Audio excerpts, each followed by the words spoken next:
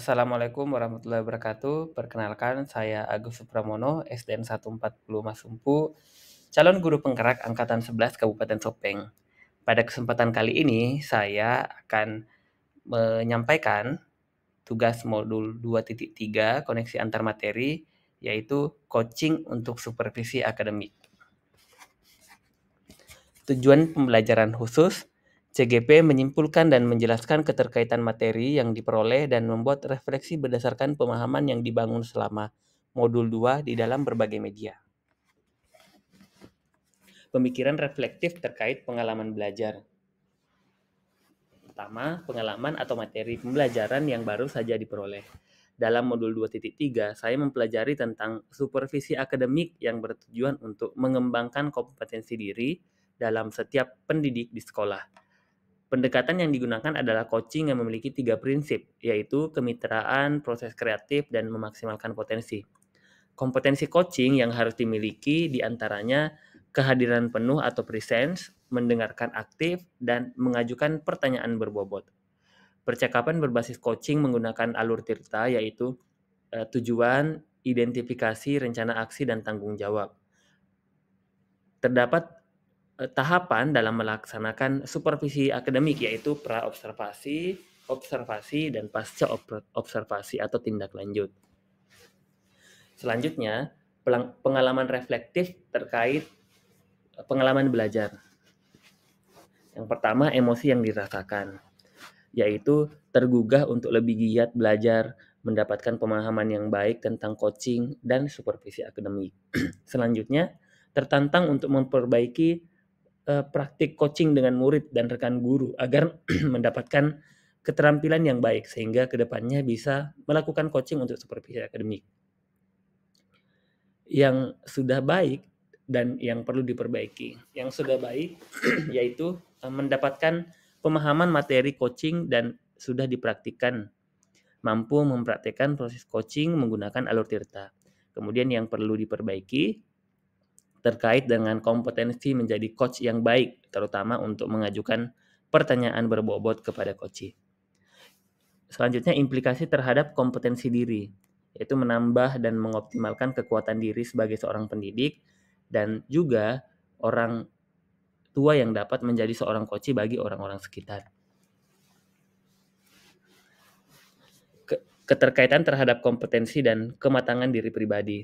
Setelah saya mempelajari modul 2.3 ini tentang coaching untuk supervisi akademik, kompetensi saya mulai berkembang, ditandai dengan mampu mempraktikkan proses coaching menggunakan alur tirta yang baik sebagai coach, coachee, maupun sebagai pengamat.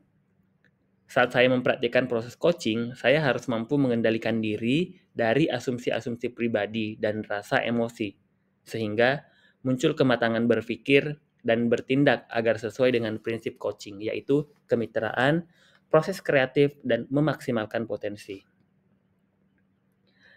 Nah, selanjutnya, analisis untuk implementasi dalam konteks CGP.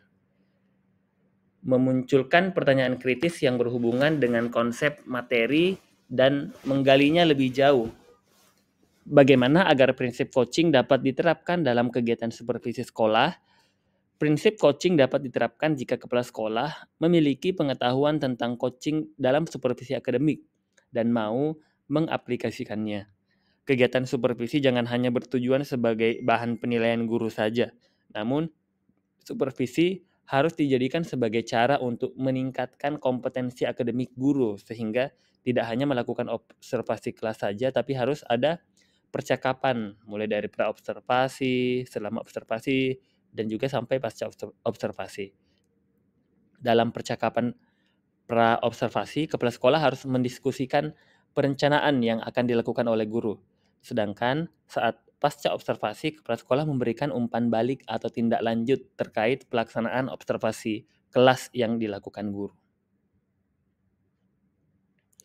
Selanjutnya, mengelola materi yang dipelajari dengan pemikiran pribadi sehingga tergali wawasan atau insight baru. Coaching dalam supervisi akademik dapat berpengaruh dalam terwujudnya pemimpin pembelajaran yang berpihak pada murid. Pembelajaran yang berpihak pada murid adalah pembelajaran yang sangat penting untuk diterapkan dalam lingkungan sekolah. Agar terwujud dalam pembelajaran yang berpihak pada murid, maka guru harus memiliki kompetensi menjadi pemimpin pembelajaran.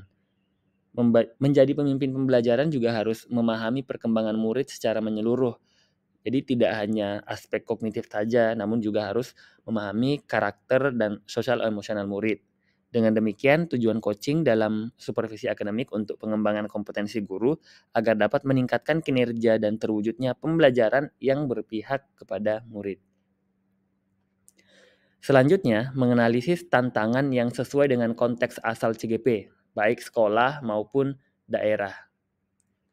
Tantangan terberat dalam menyeragamkan pemahaman tentang coaching dalam supervisi akademik kepada komunitas di sekolah. Supervisi akademik hanya dijadikan sebagai penilaian rutin kepala sekolah kepada guru saja. Seharusnya dijadikan sebagai pedoman untuk meningkatkan kompetensi guru. Selanjutnya, memunculkan alternatif solusi terhadap tantangan yang diidentifikasi sebelumnya. Jadi, alternatif solusi yang dapat dilakukan adalah melakukan sosialisasi kepada seluruh komunitas di sekolah saat kegiatan rapat guru agar menjadi penyeragaman persepsi tentang makna supervisi akademik itu sebenarnya seperti apa. Solusi selanjutnya adalah dengan memberikan contoh praktik coaching dalam supervisi akademik melalui berbagai media informasi digital yang dapat diakses oleh seluruh komunitas sekolah seperti video praktek coaching yang telah diupload di YouTube. Kemudian membuat keterhubungan. Pengalaman masa lalu, saya pernah disupervisi oleh kepala sekolah dan juga pengawas sekolah. Namun, kegiatan supervisi tersebut hanyalah sebatas menjalankan kewajiban saja tanpa mengetahui makna supervisi yang sebenarnya, tanpa ada insight baru. Nah, kegiatan supervisi akademik hanya dilakukan saat kepala sekolah dan juga pengawas sekolah melakukan observasi kelas saja tanpa adanya kegiatan pra-observasi dan pasca-observasi. Jadi, hanya sebatas pemberian dan pengambilan nilai untuk guru saja. Penerapan di masa mendatang. Jadi kedepannya kegiatan supervisi akademik ini harus dijadikan sebagai salah satu bagian dalam peningkatan kompetensi guru dalam bidang akademik dengan menggunakan prinsip coaching, yaitu kemitraan, proses kreatif, dan juga memaksimalkan potensi. Selanjutnya, konsep atau praktik baik yang dilakukan dari modul lainnya yang telah dipelajari. Nah, pada modul 2.1 pembelajaran berdiferensiasi diadakan pemetaan dengan 3 cara, yaitu minat siswa, kesiapan belajar siswa, dan juga profil belajar siswa. Pemetaan ini digunakan seorang coach sebagai data dalam proses coaching, sehingga murid mampu mengoptimalkan potensi yang ada dalam dirinya untuk menemukan solusi terbaik.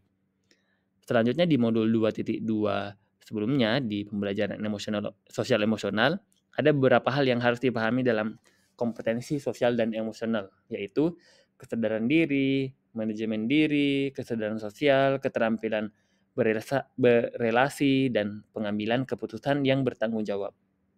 Kompetensi sosial dan emosional digunakan seorang pendidik sebagai coach dalam proses coaching terhadap coachee agar terjadi pengendalian diri dan emosi untuk coach dan coachee, serta menimbulkan rasa empati dan rasa sosialisasi, serta mengambil keputusan yang tepat.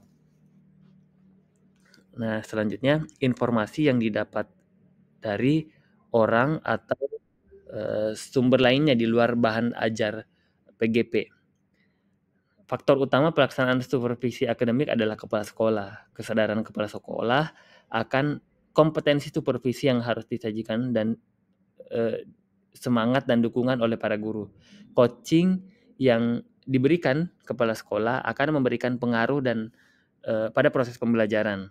Suasana kebersamaan sekolah yang mendukung bisa dijadikan sebagai sarana untuk membangun kinerja lebih maksimal dan kegiatan supervisi akan berjalan dengan nyaman. Peran sebagai seorang coach dan keterkaitannya dengan materi sebelumnya di paket modul 2, yaitu pembelajaran berdiferensiasi dan pembelajaran sosial dan emosional. Di dalam kompetensi coaching dan Tirta sebagai alur percakapan coaching, mewajibkan kita sebagai coach untuk dapat melakukan kehadiran penuh Salah satunya dengan teknik stop dan mindful listening yang telah kita pelajari pada modul sebelumnya di modul 2.2 pembelajaran sosial dan emosional. Salah satu prinsip coaching adalah memaksimalkan potensi dan memberdayakan rekan sejawat. Percakapan perlu diakhiri dengan suatu rencana tindak lanjut yang diputuskan oleh rekan yang dikembangkan. Yang paling besar kemungkinannya berhasil. Karena potensi coaching beragam, maka keterampilan sosial emosional diperlukan untuk memaksimalkan potensi coaching. Jadi sekian pemaparan tugas dari saya. Terima kasih banyak. Assalamualaikum warahmatullahi wabarakatuh.